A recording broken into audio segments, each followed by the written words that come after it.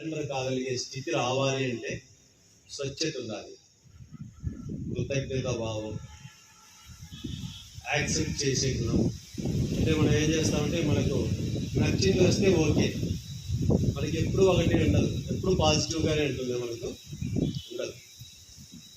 కానీ భగవంతుడు ఒకసారి ఇది ఇచ్చాడు, ఇంకో రెండింటినీ సమంగా స్వీకరించగలిగే రావాలి. అలాగే క్షమించేది, క్షమాపణ, క్షమించే గుణం. ఎవరైనా మన పట్ల ఏదైనా చేసినప్పుడు మనం క్షమించగలిగేది రావాలి. మనం ఎవరి పట్ల అయినా చేసినప్పుడు కూడా మనం కూడా క్షమాపణ అడగాలి. అలాగే ప్రేమతత్వం.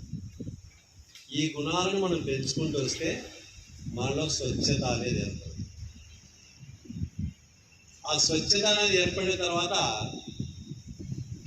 మనకేదో భగవంతుడితో కనెక్ట్ అవుతామనేటువంటి మనం అనుకునే వస్తాం కదా, మళ్ళీ మర్చిపోతాం. దాన్ని కారణం ఏంటంటే ఆ స్థితికి చేరుకున్నామంటే మనకు నిత్యం ఆనందం ఉంటుంది. ఎక్కడ ఏ పని చేస్తుంది ఆనందం చేస్తుంది. అది ఫెయిల్ అయినా కూడా అసలు ఎలా ఉంటుందంటే మన శరీరం కానీ మనసు కానీ మనం ఆ విధంగా ఉంటే. కానీ మనలో ఎప్పుడు చూడండి, మనం గమనించుకుంటే ఈరోజు ఉదయం నుంచి సాయంకాలం లోపల ఎప్పుడు కూడా ఈ గుణాలు చెప్పాను కదా, స్వార్థము, ఈర్ష్య, ద్వేషము, అహంకారము ఎక్కడో చోట బయటకు వస్తానే ఉంటాయి. అవే మనం బాగా ఇబ్బంది పడతాం.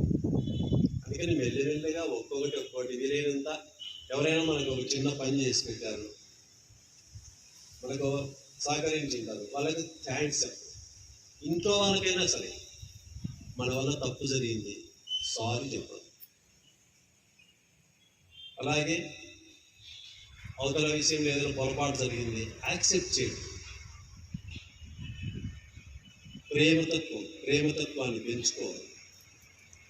ఆ దయా, జాలి, కరుణ అనేటువంటిది పెంచుకుంటుంది. అప్పుడు మనకు ఆనందం అనేటువంటిది మనకు చెప్పకపోయినా వస్తుంది.